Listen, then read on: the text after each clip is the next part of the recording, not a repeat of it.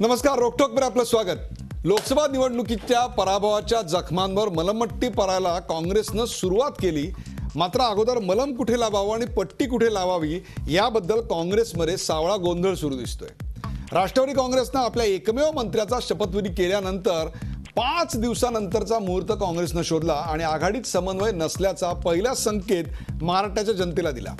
त्यात मराठवाड्यातल्या दोन्ही आमदारांना मंत्रिपद देऊन महाराष्ट्रातल्या इतर विभागांकडे दुर्लक्ष का बरं करण्यात आलं, असाही एक प्रश्न आता निर्माण झाला आहे. नेमके कुठले निकष लावून या दोन मंत्र्यांना आज शपथ देण्यात आली? मंत्रिमंडळ विस्तार करून काँग्रेसनं नेमकं काय बरं साधलं? केवळ मंत्रिमंडळ विस्तारातून काँग्रेसची प्रतिमा सुधारेल का? आणि पक्षांतर्गत नाराजी ही काँग्रेसची सर्वात मोठी डोकेदुखी यापुढे ठरणार आहे का? यासारख्या असंख्य प्रश्नांचा वेध घेऊया. विस्तारानं प्रतिमा सुधारेल का या खास कार्यक्रमात.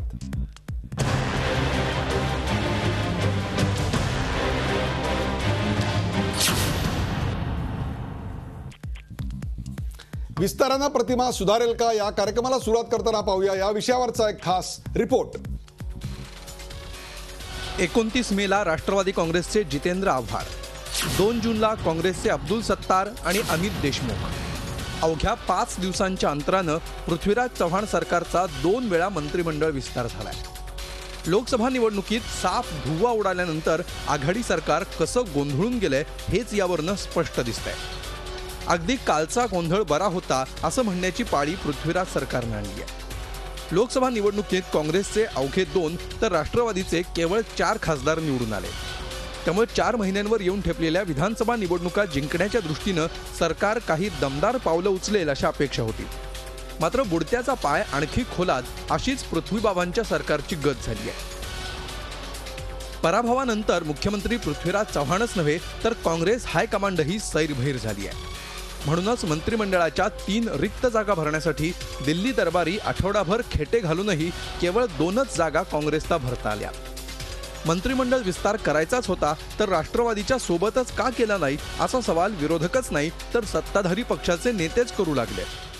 ही गोष्ट खरी आहे की हा जर एक्सपान्शन जर व्हायला झालंच आहे तर ते एकत्रितपणे झालं असतं तर अधिक चांगलं झालं असतं. या मताशी मी देखील सहमत आहे. काँग्रेस राष्ट्रवादीचा लोकसभेमध्ये जो दारुण पराभव झाला, जी अब्रू त्यांची याच्यामध्ये गेली, ते अब्रू वाचवण्याचा हा केविलवाना प्रयत्न आहे. 3 महिन्यामध्ये मंत्रिमंडळाचा विस्तार 3 महिन्यासाठी करून त्यातले 2 महिने आचारसंहितेत घालून मंत्रिमंडळामध्ये नवीन मंत्र्यांचा नियुक्ती करणं म्हणजे निवड फारच आहे. याचा फारसा उपयोग नाही आहे. बरं, अब्दुल सत्तार आणि अमित देशमुख या दोघाही मराठवाड्यातल्या मंत्र्यांचीच मंत्रिमंडळात वर्णी का लावली? विदर्भ आणि पश्चिम महाराष्ट्रात काँग्रेसचा पुरता सफाया झालाय. तिथल्या आमदारांना लाल दिवे देऊन त्यांचं बळ काँग्रेसनं वाढवायला हवं होतं. मात्र अशोक चव्हाण समर्थक अब्दुल सत्तार आणि विलासराव देशमुखांचे चिरंजीव अमित देशमुख यांना मंत्रिपदं दिल्यामुळं काँग्रेसचा का फायदा होणार आहे अशी चर्चा काँग्रेसमध्ये सुरू आहे. मोदी लाटेत सर्वत्र आघाडीची पिछेहाट होत असताना जितेंद्र आव्हाडांच्या मुंब्रा कळवा मतदारसंघात 12,356 मतांची आघाडी मिळाली. या उलट अब्दुल सत्तारांच्या सिल्लोड मतदारसंघात 29,729 मतांची तर अमित देशमुखांच्या लातूर शहर मतदारसंघात 12,741 मतांची पिछाडी असताना त्यांना कसली बक्षिसी मिळाली असा सवाल केला जातोय. यावेळेला 2 प्रतिनिधित्व जे दिल्या गेलं त्यामध्ये मुस्लिम समाजांना मागच्या वेळेला 2 जागा आम्ही दिल्या होत्या, परंतु वेळेवर एक मंत्र्यांचा शपथविधी होऊ शकला नाहीत मागच्या वेळेला. त्यामुळे एक जागा आम्हाला निश्चितच अल्पसंख्याकाकरता ती भरायची होती. परंतु दुसरी जागा जी आहे ते विलासराव देशमुख साहेब गेल्यानंतर त्या भागामधलं त्या जिल्ह्यामधलं प्रतिनिधित्व नव्हतं आणि सगळ्यांचंच म्हणणं होतं की त्या भागामध्ये अमितजींना त्या ठिकाणी प्रतिनिधित्व द्यावं. त्यामुळे ते सुद्धा पूर्ण केले. आज नाही उद्या, उद्या नाही परवा असं मंत्रिमंडळ विस्तारावरनं घोळ घालून पृथ्वीबाबांनी स्वतःचंच पुरतं हसं करून घेतलंय. मंत्रिमंडळ विस्तारात केवळ मराठवाड्याला मंत्रिपद देऊन पश्चिम महाराष्ट्र आणि विदर्भातल्या नेत्यांची नाराजी मुख्यमंत्र्यांनी ओढवून घेतली आहे. नारायण राणेंसारख्या ज्येष्ठ मंत्र्यानं लागोपाठ 2 वेळा कॅबिनेट बैठकांना दांडी मारून आपली नाराजी व्यक्त केली आहे. अशा अवघड परिस्थितीत पृथ्वीबाबा विधानसभा निवडणुकीत काँग्रेसला कसं यश मिळवून देणार हे मोठं प्रश्नचिन्हच आहे. मुख्यमंत्र्यांची इमेज जरी चांगली असली तरी पक्षाचं मात्र काही खरं नाही अशी सद्यस्थिती आहे. त्यातच विधानसभा निवडणुका, त्याच्यामुळे अडचण अधिकच वाढली आहे. व्हिडिओ जर्नलिस्ट संदेशसह सागर कुलकर्णी, झी मीडिया, मुंबई.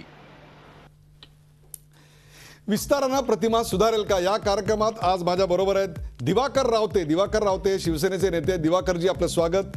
आपल्या बरोबर आहेत प्रवीण दरेकर, मनसेचे नेते प्रवीण दरेकरजी आपलं स्वागत.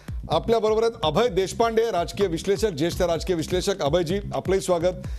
पुण्याहून आपल्या बरोबर आहेत भारतीय जनता पक्षाचे नेते गिरीश बापट आपलं स्वागत. आणि काँग्रेसचे प्रवक्ते डॉक्टर सतीश देसाई आपलंही स्वागत. आज आपली भूमिका या संपूर्ण चर्चेमध्ये सतीशजी फार महत्त्वाची असणार आहे, म्हणून पहिला प्रश्न आणि पहिली सुरुवात तुमच्यापासून करतो. मला असं वाटतं ही चांगली वेळ आहे, तुम्हाला तुमची सगळी मतं मांडायला आज पूर्ण वाव आहे, तुमच्याकडे बाजू भक्कम आहे याची मला पूर्ण कल्पना आहे. परंतु आम्हाला एक कळत नाही आहे की या 2 आमदारांना मंत्रिपदाची जी लाभ मिळाला, जे काही त्यांना लाल दिवा मिळाला, हे नेमकं कशाचं रिवॉर्ड आहे? आम्ही लहानपणी 90-92% मिळवलं की आई वडील आम्हाला काहीतरी द्यायचे, यांनी असं काय केलं की त्याकरता त्यांना हे असं बक्षीस मिळालं? जितेंद्र आव्हाडांचं आम्हाला कळलं की त्यांच्या एरियात बाबा त्यांना किमान सर्व ठाणे जिल्ह्यात पिछेहाट झाली असताना राष्ट्रवादीची लाज राखली म्हणून त्यांना काहीतरी मिळालं. तुमच्याकडे नेमकं कुठल्या कारणाकरता दिलं हे तरी सर्वसामान्य जनतेला कळू द्या, ज्यांनी इतका विश्वास टाकून तुमच्याकडे 5 वर्ष सत्ता दिलेली आहे. एक तर मुळामध्ये या लोकसभेच्या निवडणुकीमध्ये महाराष्ट्राच्या ज्या विधानसभेच्या मतदारसंघ आहेत त्याच्यामध्ये अनेक ठिकाणी भारतीय जनता पक्ष आणि शिवसेनेला आघाडी मिळाली, ही वस्तुस्थिती आहे, मान्य केलं पाहिजे. लोकसभेची निवडणूक वेगळी असते, विधानसभेची निवडणूक वेगळी असते, विषय वेगळे असतात, प्रश्न वेगळे असतात, व्यक्ती वेगळे असतात. मतदान करणारे लोक तेच असले तर लोकांच्या मनामध्ये राष्ट्र म्हणून एक वेगळी भूमिका असते आणि राज्य म्हणून एक वेगळी भूमिका असते. आणि त्यामुळे अनेक म्हणजे पुण्यातल्या 6 मतदारसंघामध्ये भारतीय जनता पक्षाच्या अनिल शिरोळे यांना मेजॉरिटी मिळाली असली, आमचे बापू पठारे असतील, रमेश बागवे असतील, तरी ते तिन्ही विनायक निमण असतील, हे सगळे मतदार हे प्रो काँग्रेसचे आहेत. आणि येणाऱ्या विधानसभा निवडणुकीमध्ये हे आपल्याला पाहायला मिळेल. हा एक भाग झाला. म्हणजे त्या मतदारसंघामध्ये ज्याला आघाडी मिळाली आहे त्यालाच मंत्री केला आणि ज्याला पिछाडी मिळाली आहे त्याचा विचार केला नाही, असा प्रश्न होत नाही. सर्वसामान्यपणे गेले काही वर्ष, विशेषतः आदरणीय विलासराव देशमुख साहेबांचं निधन झाल्यानंतर आता माणिकराव ठाकरेंनी या ठिकाणी सांगितलं की त्या जिल्ह्याला प्रतिनिधित्व दिलं जावं किंवा विशेषतः देशमुखांच्या घरातल्या माणसाला प्रतिनिधित्व दिलं जावं, असं सातत्यानं विचार चालू होता. तो चालू असलेल्या विचाराला मूर्त स्वरूप आता मिळालं आणि म्हणून अमित देशमुखला त्या ठिकाणी मंत्रिपद मिळालं आहे. तसंच अल्पसंख्याक समाजाचा एक मंत्री करायचं हे धोरण होतं आणि त्या धोरणाला अनुसरून अब्दुल सत्तार यांचं मंत्रिपद मिळालं. आता तुम्ही दोन्ही मराठवाड्याचे आहेत, एखाद्या दोन्ही पश्चिम महाराष्ट्राचे असते तर पश्चिम महाराष्ट्राला झुकतं माप का दिलं जातंय, मराठवाड्याला का दिलं जात नाही? त्या भागातली भौगोलिक परिस्थिती आहे, त्या भागातले सामाजिक समीकरण आहेत, त्या भागातले बाकी सगळे मतांची गणित आहेत. असे अनेक गोष्टी लक्षात घेऊन मग हायकमांड असेल किंवा राज्य पातळीवरती या संदर्भातला निर्णय घेतला जातो. आणि घेतलेला निर्णय हा मग दिल्लीला कळून मग त्यातनं त्याची प्रक्रिया होऊन या निर्णय होतो. आता राष्ट्रवादी काँग्रेसने ज्या वेळेला आपला उमेदवार जितेंद्र आव्हाडांना मंत्रिपद दिलं त्याच वेळेला काँग्रेसच्याही लोकांना मंत्रिपद देण्याच्या संदर्भातली चर्चा चालू होती.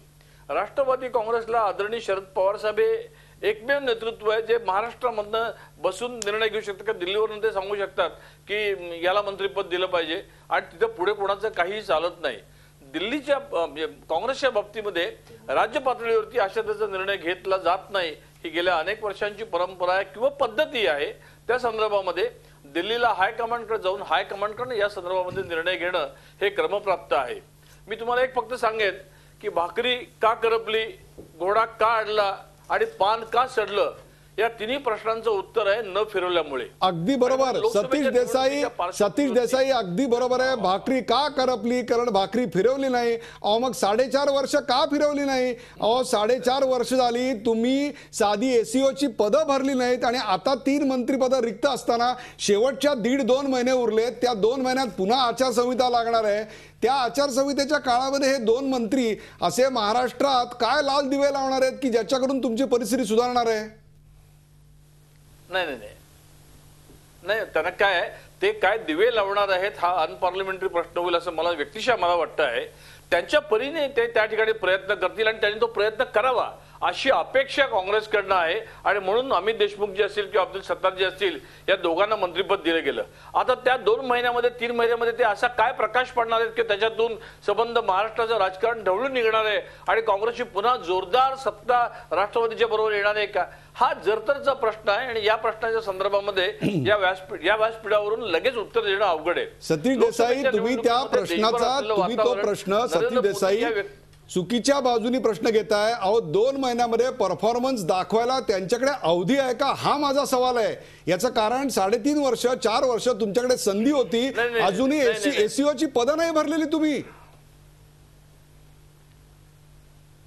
नाही, तेव्हा 2 महिन्यामध्ये ती व्यक्ती परफॉर्मन्स काय करेल का, हा जसा प्रश्न आहे तसं 2 महिन्यामध्ये त्या समाजाला सुद्धा प्रतिनिधित्व दिलं जातं आहे हेही बघण्याचं आवश्यक आहे. अमितजींच्या निमित्तानं लातूरला विलासराव देशमुखांच्या त्या संबंध राजकीय संबंध घडामोडीमध्ये त्या संबंध असणाऱ्या प्रवाहाला या प्रवाहामध्ये सामील करून घ्यायला, हा आता हे 5 वर्षापूर्वी करायला पाहिजे का, 4 वर्षापूर्वी करायला पाहिजे का, 3 वर्षापूर्वी करायला पाहिजे का, हा वादाचा किंवा चर्चेचा विषय होऊ शकेल. पण आज लोकसभेच्या निवडणुकीच्या पार्श्वभूमीवरती पक्षाची प्रतिमा ही जनसामान्यामध्ये सुधारण्याकरता, पक्षाच्या करता कार्यकर्त्यांना काही चांगले दिवस येण्याकरता किंवा कार्यकर्त्यांना चांगलं त्या ठिकाणी काम करण्याकरता प्रवृत्त करण्याकरता जर असं मंत्रिपद त्यानंतरच्या काळामध्ये महामंडळ असं जर सातत्यानं दिलं गेलं, एका तुमच्या मताशी मी 100% सहमत आहे की काँग्रेस पक्षाच्या कार्यकर्त्याला 5 वर्षाच्या पूर्वीच एसीएम सारखं साधं पद दिलं पाहिजे होतं, जे पद 5 वर्षामध्ये आपण देऊ शकलो नाही. आणि सर्वसामान्य कार्यकर्ता आपण हा वाऱ्यावरती सोडला. ही कटू असली तरी वस्तुस्थिती आहे. आपल्या चॅनलच्या माध्यमातून एक कार्यकर्ता म्हणून माझी व्यथा आणि माझ्यासारख्या राज्यातल्या शेकडो हजारो कार्यकर्त्यांची व्यथा या ठिकाणी मी आपल्यापुढे मांडू इच्छितो. बरोबर, आपल्याबरोबर दिवाकर अगदी बरोबर आहे. चला आपण काळात दिली गेली असती. शिवसेनेचं काय मत आहे ते पाहूया. दिवाकर रावते. ते सतीश देसाईने 2 शब्द जे वापरले ते महत्त्वाचे की ह्या वेळेला जी मतदानामध्ये जो विजय मिळाला महायुतीला, ती प्रो काँग्रेस मतदान लोकांनी मतदान केलं असं ते म्हणजे काँग्रेसवाले सुद्धा ह्या काँग्रेसला एवढे वैतागलेत मतदार की त्यांनी सुद्धा त्यांच्या विरोधात मतदान केलं असं त्यांनी सांगितलं.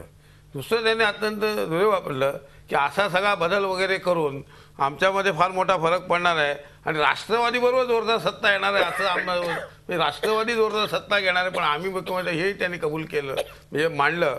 आणि त्याच्यानंतर शेवटी त्यांनी स्वतःची व्यथा मांडली, ते पण एसीओ नसतील. पण मला 2 गोष्टी सांगायच्या. कालपासूनची जी नाचक्की राष्ट्रवादी चाललेली आहे ना, हे भेदरून गेलेला माणूस असतो त्या पद्धतीची आहे. आता काल आम्हाला चहा पाण्याचा कार्यक्रम नेहमीप्रमाणे आला होता. तर तुम्ही नेहमीच बहिष्कार टाकतो. तो नंतरचा भाग. आता लोकांनी यांना घरी जा सांगितलं तरी सुद्धा हे जर तिथे त्यांच्यावर आम्ही चहा घ्यायला बसलो, लोक म्हणतील यांना घरी पडलं याच्यावर कसला चहा घेत आहे, हा वेगळा विषय. 4 वाजताचा चहा कार्यक्रम 5 वाजताचा होता चहा, म्हणजे हे पहिल्यांदा घडलं या महाराष्ट्र राज्यामध्ये. चहा पाण्याच्या कार्यक्रम पहिल्यांदा असं घडलं. मग आम्हाला परत आला संदेश आला मोबाईलवर 6 वाजता, परत संदेश आला 7 वाजता. हे चहा पान आता विरोधी पक्षाने एकत्र बसून चर्चा करून उद्यापासून अधिवेशन काय चालू करायचं ह्याकरता जो काय होतो तो सुद्धा यांना धड करता आला नाही. आणखीन 1 तासभर उशीर झाला असताना जेवणाचं आमंत्रण मिळालं असतं. नाही, मंत्रिपदाच्या बाबतीमध्ये तर अशी परिस्थिती झाली, आम्हाला SMS आले, सर्वांना संदेश आले की अमुक वाजता राजभवनवर या 4 वाजता. म्हणजे यांचं ठरलं होतं 4 वाजता घ्यायचं आणि मग चहा पाण्याच्या वेळेला ते मंत्री घ्यायचे असं ते ठरलेलं होतं. पण यांना दिल्लीहून सिग्नल येईना, काय काय माहीत नाही त्यांचं काय झालं ते. आणि मग ते 4 वाजता ते काँग्रेसची एक प्रकारे नाचक्की झाली असं मला वाटतं. शपथविधी म्हणजे यांना मंत्री कोण असावे त्याच्यावरनं एवढा वाद झाला की एका बाजूला माणिकराव ठाकरे, एका बाजूला मुख्यमंत्री, ते कोण मोहन प्रकाश त्यांचे आहेत ते, तिथे अहमद पटेल, मग आमच्या सोनिया गांधी. जोपर्यंत त्या आम्हाला सिग्नल देत नाही, काय ग्रीन सिग्नल देत नाही, तोपर्यंत आम्ही काय बोलू शकत नाही. इतकी मारामारी झाली. अत्यंत भेदरलेली परिस्थिती अशी आहे. मला मांडताना वाईट वाटतं की राज्यपालांच्या नियुक्तीच्या संदर्भामध्ये जी नावं द्यायची आहेत ती नावं 2 पक्ष सत्तारूढ म्हणून ठरवतात, त्याचा मंत्रिमंडळाच्या निर्णय होतो आणि ती राज्यपालांना जातात. राष्ट्रवादीने आपली नावं पाठवून पण दिली राज्यपालांकडे काँग्रेसला न विचारता. हे काय मला माहिती नाही एवढंच. या सगळ्यावर अर्थातच गिरीश बापट यांना नक्कीच बोलायचं असेल. विस्तारानं प्रतिभा सुधारेल का या विषयावर आपल्यासोबत गिरीश बापट आहेत. गिरीश बापट, पहिल्या भागामध्ये एक छोटीशी चूक माझ्या हातनं झाली, ती सर्व प्रेक्षकांच्या साक्षीनं सुधारतो. म्हणजे 2 आमदार मंत्री का झाले याचं कारण मला आता मराठवाड्यातनं कळलेलं आहे. अहो, मराठवाड्यातनं 2 खासदार निवडून आले म्हणून 2 आमदारांना मंत्री केलं असंही एक कारण आता या ठिकाणी बोललं जाते. परंतु ते जाऊ द्या, या संपूर्ण विस्तारातनं काँग्रेसनं नेमकं काय साधलं असं आपल्याला वाटतंय? असं आहे की दिल्लीमध्ये जशी आप पार्टी कन्फ्यूज झाली ना, तशी महाराष्ट्रामध्ये काँग्रेस कन्फ्यूज्ड आहे. एक तर राष्ट्रवादीची डोकेदुखी आहे. एकीकडे राष्ट्रवादीशी टक्कर द्यायची त्यांचे निर्णय पटापट होतात, त्यांनी यांच्यावर मात केली आहे. नेतृत्व हे अखंड नाही आहे. राणेसाहेब कॅबिनेट मंत्री, सिनियर माणूस असून, मंत्रीपद असून कॅबिनेट सोडून जात आहेत. मंत्र्यांच्या वाद आहेत, भांडणं आहेत, पालकमंत्र्यांचं पटत नाहीये. मुख्यमंत्री नुसते स्वच्छ आहेत, त्यांच्याने जनतेचं पोट भरत नाहीये, निर्णय घेत नाहीयेत. मी नेहमी म्हणतो की भाकड गाय असते ना, ती दूध देत नाही, दिसायला फक्त चांगली आहे, ती शेण देते. आणि या सगळ्या प्रक्रियेमध्ये जनता जशी काँग्रेसवर नाराज झाली आणि त्यांनी निवडणूक आल्यावरती बरोबर संधी साधली, तसं काँग्रेसचे सर्व कार्यकर्ते आता काँग्रेसच्या नेतृत्वावर नाराज आहेत. बघा, चीफ एक्झिक्युटिव्ह मॅजिस्ट्रेट 5-7 हजार पद आहेत, भरली नाहीत. राज्य पातळीवर म्हाडासारखा विषय, महिला आयोग सारखा विषय होता, तो आत्ता भरला.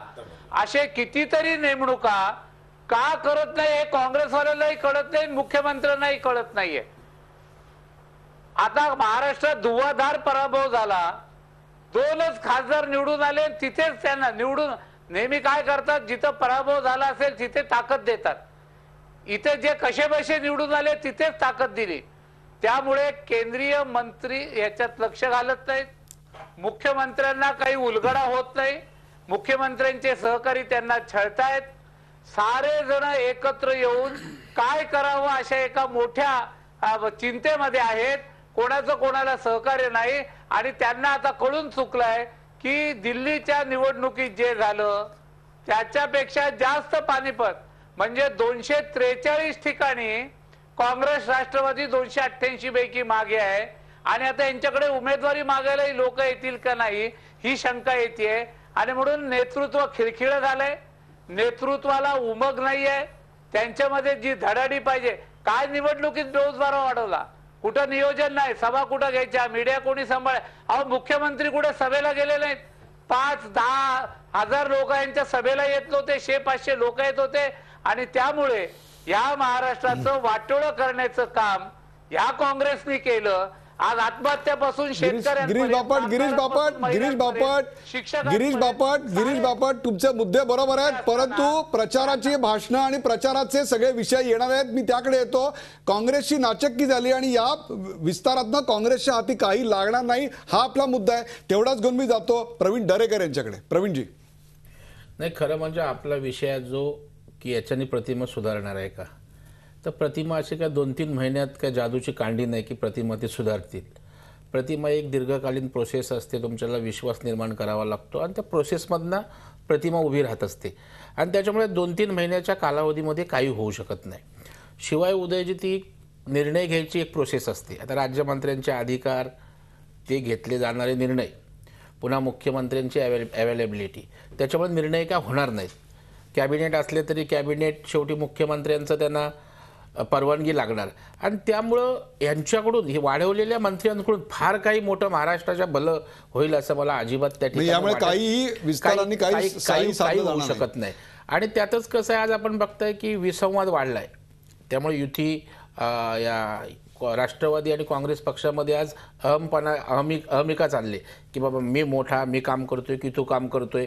खरं म्हणजे आज त्यांच्यातून संदेशच आज त्यांच्या प्रदेशाध्यक्षानं जाहीर केलं की हा जर एकत्र झाला असता तो विषय मी चर्चा लागणार आहे, परंतु प्रतिमा सुधारलेली नाही असं आपलं ठाम मत आहे. नाही, कसं सुधारूच शकत नाही. खरं म्हणजे आज अमित देशमुखना जे मंत्रीपद दिलेलं आहे, एक तरुण, आज त्यांना वेळ मिळाला पाहिजे. त्यांना वेळ जर मिळाला असता, आता उमदा असं व्यक्तिमत्व होतं, ते फिरले असते, तरुणांच्या मनामध्ये विश्वास निर्माण केला असता, तरुणांच्या हिताच्या आज मराठवाडा फिरायला सुद्धा त्यांच्याकडे वेळ नाही अशी परिस्थिती आहे. अभय देशपांडे, 2 महिन्यात प्रतिमा सुधारण्यासाठी इच्छाशक्ती तरी काँग्रेसकडे तुम्हाला दिसते का, किंवा त्या प्रकारे लागणारे या सरकारकडे धनशक्ती, म्हणजे ज्याला आपण म्हणतो तिजोरीत तर खडखडाट आहे, योजना तरी काय जाहीर करणार, सवलती तरी काय करणार, आता हाताशी काय आहे नेमकं, आणि या विस्तारानं नेमकं काय साधलं?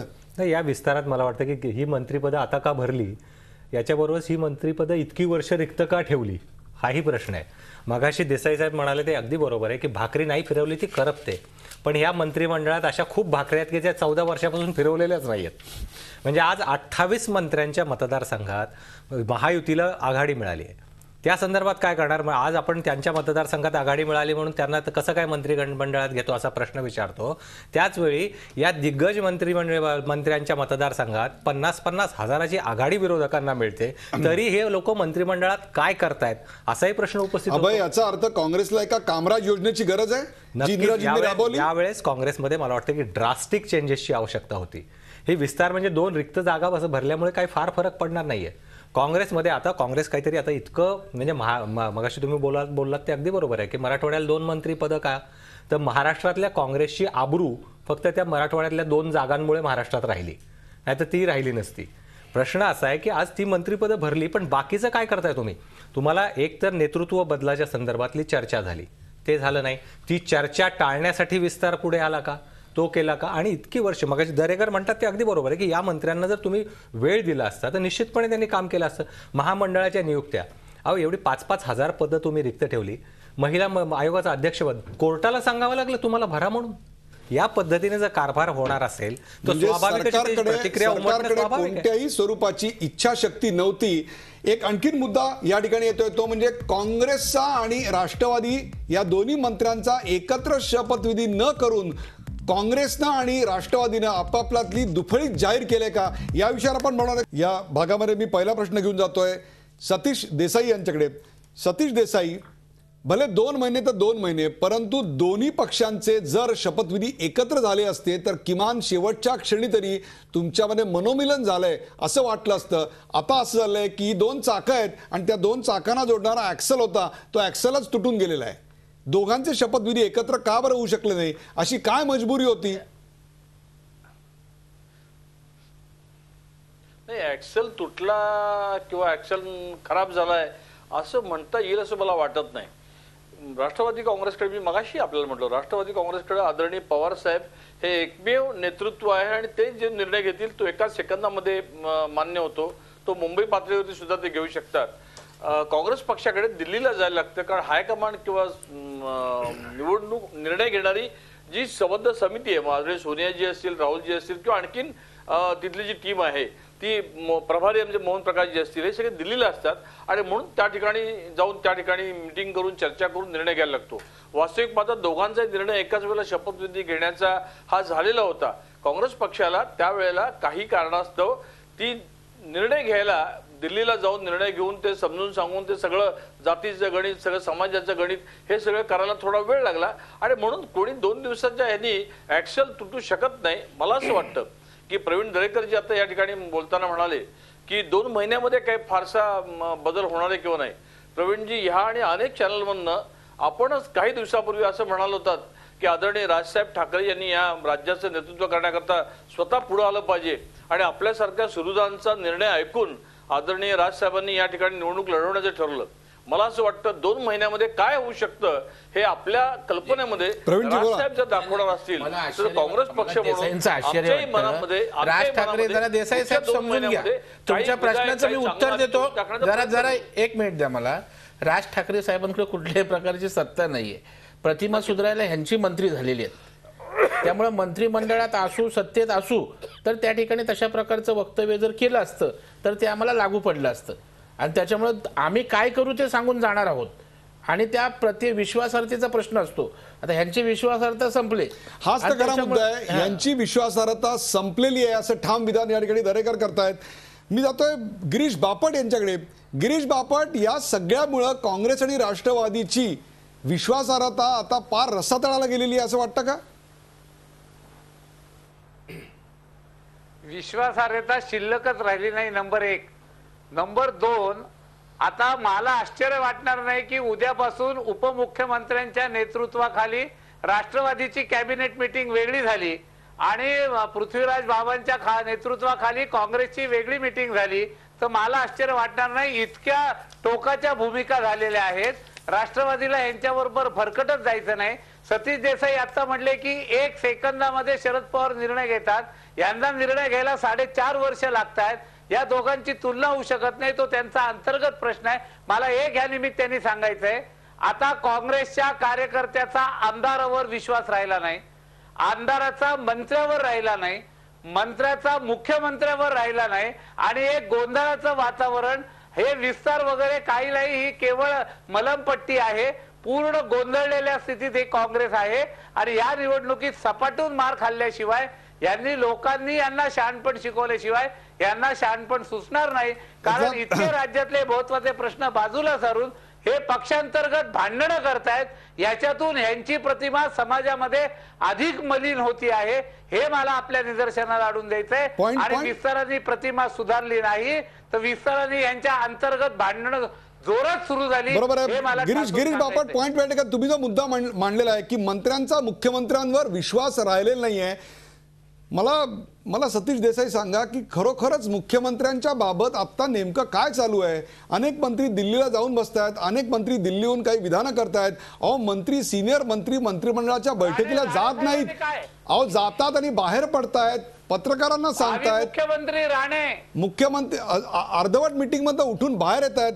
मुख्यमंत्री बदल होणार की नाही या संदर्भात कुठलीही स्पष्टता नाही. काय सांगाल? गिरीश, नाही गिरीश, एक तर मुख्यमंत्री बदल होणार किंवा नाही हे मी सांगू शकत नाही, पण मुख्यमंत्र्यांना ज्या वेळेला दोन्ही मंत्र्यांना तुम्ही मंत्रिपदाची शपथ द्या हे जेव्हा सांगितलं गेलं, तेव्हा आगामी येणारी निवडणूक ही माननीय मुख्यमंत्री पृथ्वीराज बाबा चव्हाण यांच्या नेतृत्वाखालीच होणार हे सांगायला कुठल्याही भविष्याची गरज आहे असं मला वाटत नाही. राहिला प्रश्न मंत्र्यांचा मुख्यमंत्र्यांचा अमुक याच्यावरती विश्वास नाही. गिरीश बापट हे जर म्हणायचं असेल ना, गिरीश बापट तुम्हाला हे जर म्हणायचं असेल तर नरेंद्र मोदींनी सरकार स्थापन करून 4 दिवस पण झाले नाहीत, तो शत्रुघ्न सिन्हा उभी पट्टी घेऊन तुमच्यावरती अटॅक करतोय, त्याचं काय? गिरीश बापट, अरे आमचं सोडा, तुमचं बघा आता फार सुटायला आलंय. शत्रुघ्न नाही, नेहमी बापट नेहमी असं करू नका. बापट हे असं करू नका. आमचं सोडा तुमच्याकडे बघा हे करू नका. नाही मी काय करत नाही. अरे प्रश्न नाहीये. बापट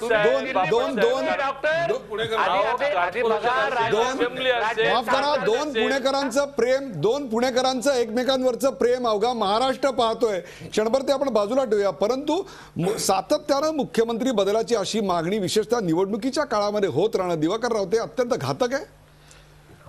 एक तर बघा, या संपूर्ण प्रकरणामध्ये मुख्यमंत्री जावेत. मी 8 तारखेला जी 1 दिवसाची आमची अधिवेशन आहे तेव्हा मी म्हटलं उभं राहून भाषणात की या 16 तारखेला जो निकाल लागेल त्या मुख्यमंत्री महोदय आपण नक्की ह्याला हरणार नाही. आपण कुठे जाणार, दिल्लीला का, ह्याची वाट कोण कोण पाहत आहे? मी सगळ्यात नावं घेतली. पतंगराव कदम आहेत, नारायणराव राणे आहेत, आमचे हर्षवर्धन पाटील आहेत आणि माणिकराव ठाकरे आहेत. तुम्ही जाता कधी, पण तुम्ही अशोक चव्हाणांचं नाव विसरलात का? नाही, त्याला अशोक चव्हाण येत पण नाहीत. ते आता ते पेड न्यूजमध्ये वगैरे आतील आदर्शचा ते भयंकर रेव आहेत. मला एक गोष्ट इथे निदर्शनास आणायची आहे की बापट साहेब, आपण गोहत्या बंदीचा प्रचार आपण समर्थक, की भाकडगाईचा आपण कशासाठी केला? अहो ती शेण आणि गोमूत्र देते ना, त्यांनी 1 एकर शेती वर्षाला पिकू शकते. हे ह्यांचं आहे ते एक निर्णय पण येत नाही ना लोकांसाठी. तर भाकडगाईचा असा अपमान करणं बरोबर नाही. आणि आपला जो प्रश्न आहे, एक मिनिट, मगाशी ज्या वेळेला आपण माणिकरावांची स्क्रिप्ट दाखवली ते शब्द वापरला मुसलमान समाजाला प्रतिनिधित्व आहे. दलवाईच्या संदर्भात आपल्याला माहिती आहे, त्यावेळेला दलवाईचं नाव नक्की झालं, सगळं झालं. आम्हालाही फोन आले होते, आम्ही दलवाईंचे मित्र म्हणून, की मी उद्या मंत्रीबाई शपथ घेतोय. आणि आयत्या वेळेला ते कोण होते, त्यांचं नाव कापलं. ब्रेक वर जाण्यापूर्वी छोटीशी प्रतिक्रिया प्रवीण दरेकर. नाही, मगाशी त्या देसाई साहेबांनीच कबूल केलं की आमचा हायकमांड निर्णय घेतं आणि अल्पसंख्याक म्हणून त्या ठिकाणी मतदान केलं जातीपाती बघून.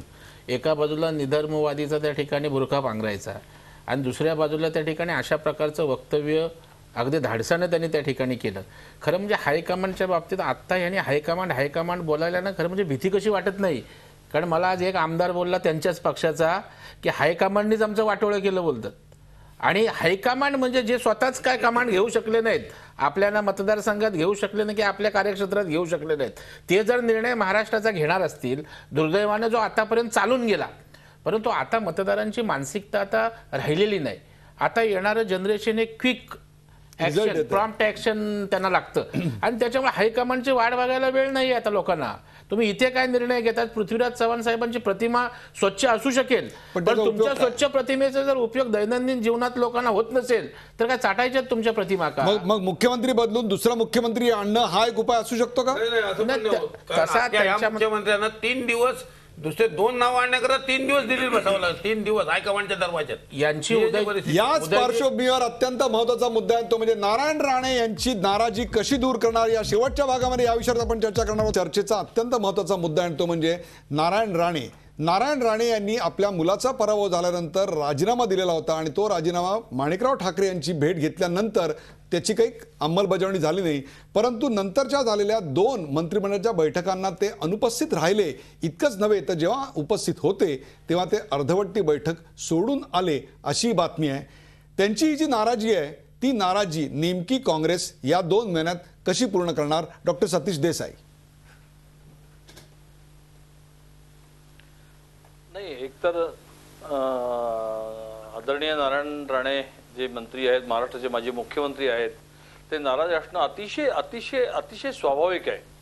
आपल्या मुलाच्या कर्तृत्वान, मुलाचा आपल्या डोळ्यात देखत झालेला पराभव, ज्याला राजकीय कारकीर्द आहे, राजकीय ज्याला भविष्य आहे, त्याचा असा पराभव आपल्याच घरामधल्या आपल्याच काही मित्रांनी सहकार्याने करणं, यामुळे माणूस व्यथित होणं, नाराज होणं, टोकाचा रागवणं, हे सगळं माणसाच्या मनोवृत्तीला आणि त्याच्या असलेल्या स्वभावाला धरून हे आहे, स्वाभाविक आहे.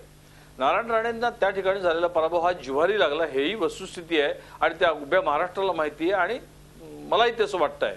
प्रश्न असा आहे की झालेल्या नाराजीतनं, झालेल्या पराभवातनं नाराजी व्यक्त करणं इथपर्यंत ठीक आहे, पण जर उद्याचं लांब पल्ल्याचं राजकारण ज्याला करायचं आहे, ज्याला पाहायचं आहे, आणि राणेसाहेब तर अतिशय दूरदृष्टीचे आहेत, त्यामुळे ज्याला लांब पल्ल्याचं राजकारण आहे तो एका क्षणात असा फार टोकाचा नाराज होऊन काही ड्रास्टिक निर्णय घेईल.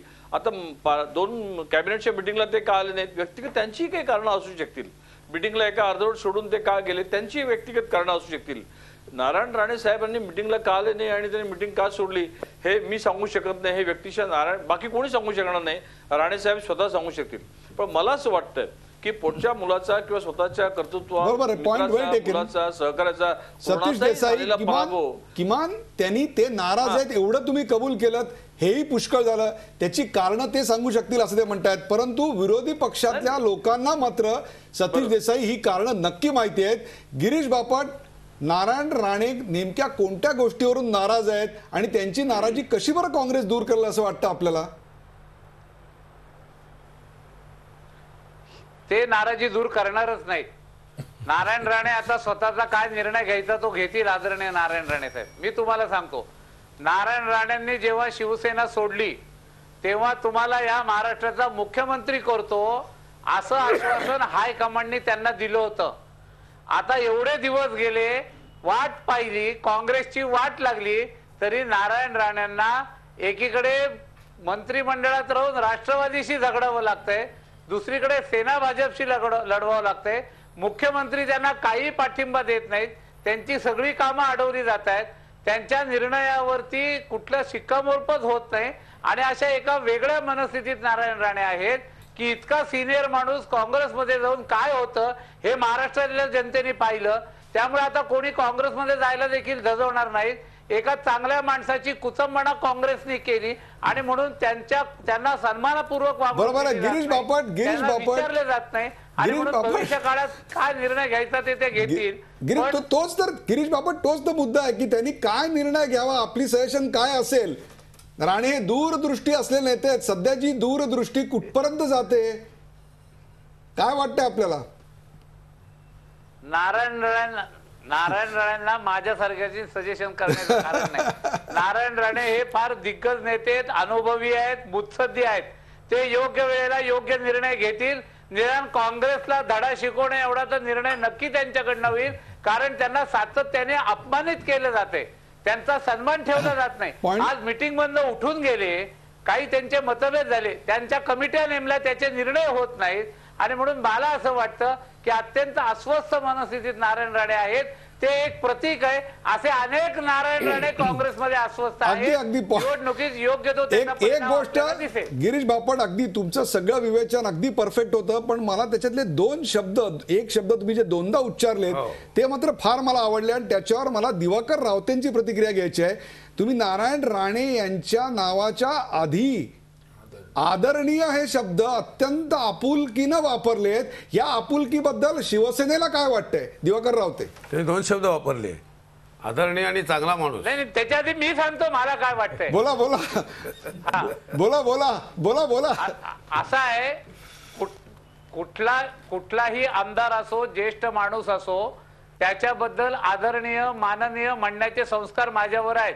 ते कुठेही गेले तरी मी त्यांना आदरणीय म्हणणार, कारण राजकीय स्थितीमध्ये काही पथ्य आपण पाळली पाहिजेत. मी कधीच त्यांना म्हटलो नाही, कोणालाच म्हटलो नाही, भविष्य काळातही म्हणणार नाही.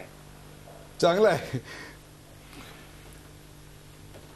गिरीश बापट जे काय म्हणाले त्यांनी त्यांचा खुलासा केला, तर मला आता त्याच्यावर काय वक्तव्य करायचा प्रश्न येत नाही. आपण जो प्रश्न काढला की नारायण राणेंची नाराजी दूर कोण करणार, म्हणजे गिरीश बापटांच्या भाषेत आदरणीय चांगल्या व्यक्तिमत्वाचं आता नाराजी कोण दूर करणार. नारायण राणेंची नक्की नाराजी काय आहे? आपल्या चिरंजीवांचा झालेला पराभव त्यांच्या जिवारी लागला ही त्यांची नाराजी आहे. राष्ट्रवादींनी केलेला विश्वासघात आणि त्यातून आपला पराभव झाला ही त्यांची नाराजी आहे. लक्षात ठेवा, पक्षामध्ये माझं काय गेलं आणि मी काय संपवलं ह्याच्यापेक्षा माझा पक्ष जर उभा राहत नसेल तर त्याचं दुःख होणं ह्या पक्षाच्या कॅडरला महत्त्व असते. आणि मग काँग्रेसच्या पराभवाचं दुःख त्यांना झालेलं नाही, त्यांना स्वतःच्या मुलाच्या पराभवाचं दुःख झालेलं आहे. म्हणून नारायण राणेंची कुठल्या नाराजी संदर्भात त्यांची समजूत काढायची हा प्रश्न आता पक्षापुढे उभा राहिला आहे. आणि म्हणून मला जी माहिती आहे त्याप्रमाणे कामराज योजनेचा मगाशी आपण जो उल्लेख केलात, तर माननीय मुख्यमंत्री महोदयांनी या सर्व जुन्या नेत्यांना, म्हणजे पतंगराव कदम जे मुलामुळे दुःखी आहेत, नारायणराव राणे मुलामुळे दुःखी आहेत, अशा या सगळ्या ज्येष्ठांना आता काढून पक्षाच्या कामाला झुंपा आणि मंत्रिमंडळ काढा अशा प्रकारे. प्रवीण दरेकर, कार्यक्रमाचा वेळ अत्यंत थोडा उरला, थोडक्यात सांगा, आता महाराष्ट्रात या विस्तारानंतर स्थैर्य येईल असं वाटलं होतं, पुन्हा एकदा नारायण राणे यांच्या रूपानं दुसरा राजकीय भूकंप आपण पाहणार आहोत का? नाही, नारायण राणे तसे कुणाचं काही मत असलं तरी एक वकूफ असणारा कर्तृत्ववान नेता आहे हे मानायला त्या ठिकाणी सारखा पण त्या ठिकाणी आहे. त्यामुळं त्यांच्या कर्तृत्वाविषयी कोणाला शंका घ्यायचं कारण नाही आहे. आणि त्यामुळे राणे साहेबांची मला जी तळमळ किंवा अस्वस्थता दिसते, केवळ मुलाचा पराभव झाला इतक्यापुरती ती सीमित नाही आहे. तर मुलाच्या पराभवावर त्यांचा सहयोगी पक्ष असणाऱ्या राष्ट्रवादीनं एका बाजूला केसरकरांवर कारवाईचं नाटक करायचं आणि दुसऱ्या बाजूला पक्षानं त्यांना पाडण्यासाठी सूचना द्यायच्या, हे त्यांना त्या ठिकाणी सहन झालेलं नाही. त्याचबरोबर पक्ष नजरेसमोर जेव्हा मास लीडर असतो त्यावेळेला जेव्हा आपल्या समोर जेव्हा अधोगती दिसते आणि वारंवार ते अधोगती दुरुस्त करण्यासाठी मी काही सुचवतोय, सांगतोय, काही बदल करा, ऐकलं जात नाही. आणि त्याच्यामुळे ज्या पक्षामध्ये माझं काय ऐकलंच जात नाही, काय होतच नाही, मी पक्षाला उभारी द्यायला निघालोय तरी ऐकत नाही. माझ्या कर्तृत्वाला संधी मिळत नाही ही त्यांची खंत आता बाहेर येते. या कार्यक्रमाचा शेवट करताना वेळ अत्यंत थोडा. अभय देशपांडे विस्तार करायला गेले आणि एक प्रकारे हातामध्ये विस्तव पडला अशी अवस्था आता काँग्रेसची आहे. याचं कारण नारायण राणेंची नाराजी तर दूर होत नाही, पश्चिम महाराष्ट्र आणि विदर्भ नाराज आहे. एक प्रकारे काँग्रेस आणि राष्ट्रवादी मधला हा जो सौता सुभा आहे तोही असाच पुढे येतोय. काय वाटतं? नाही, मला वाटतं की विस्तारापेक्षा काँग्रेसचा सगळ्यात आत्ता मोठा प्रॉब्लेम आहे तो त्यांचं मानसिकदृष्ट्याच खचलेत ते. म्हणजे पक्षाला आज पक्षातल्या एका आमदाराला किंवा कोणालाही असं वाटत नाही की आपण आता या निवडणुकीमध्ये आगामी निवडणुकीला आपण सामोरं जाऊ शकतो. तो कॉन्फिडन्स देण्यासाठी पक्षाला वाटतं, मला वाटतं की पक्षाला फार मोठे निर्णय घेणं अपेक्षित होतं. नारायण राणे यांनी सातत्याने तीच अपेक्षा केली की आपण पराभूत मानसिकतेतून बाहेर पडायचं असेल तर मोठे निर्णय घ्या, काहीतरी धडाडीने आता नवीन हे करा. पण आत्ताच खचलेली जी काँग्रेस आहे त्यामुळे आता या पापात आपण सहभागी व्हायचं की नाही अशा विचाराप्रत ते चाललेले आहेत. आणि राणे यांचं आपण बघितलं की ते मैदानात लढणारे हे आहेत, राजकारणी आहेत, ते दरबारी राजकारणातले त्यांचा पिंड नाहीये. त्यामुळे स्वाभाविकच त्यांची अस्वस्थता वाढत चाललेली आणि अस्वस्थता वाढत चाललेली आहे. या विस्तारामुळे स्थैर्य येईल, काँग्रेस समोरच्या समस्या सुटतील असं वाटलं होतं, परंतु विस्तार एका बाजूला, परंतु आज विस्ताराच्या बातमीबरोबर नारायण राणे यांच्या नाराजीची बातमी तितक्याच समर्थपणे आली. बाबासाहेब पुरंदरे यांच्या पावनखिंड या कादंबरीत एक अफलातून वाक्य आहे, कदाचित काँग्रेस आणि एनसीपीला आत्ता त्याची फार गरज आहे, आणि ते म्हणजे झुंजेच ज्याची छाती फुटते तो युद्धाला कधीच उभा राहू शकत नाही. या युद्धात निवडणुकीच्या उभं राहायचं असेल तर काँग्रेस आणि एनसीपीला आपली खचलेली मानसिकता पुन्हा वरती उचलावी लागेल. ती या विस्तारानं दोन्ही पक्षाला निश्चित मिळाली नाही. हाच या चर्चेचा अन्वयार्थ. या चर्चेत सहभागी झाल्याबद्दल सर्व मान्यवरांचे आभार. ताज्या बातम्यांसाठी पाहत राहा झी24 तास. राहा एक पाऊल पुढे.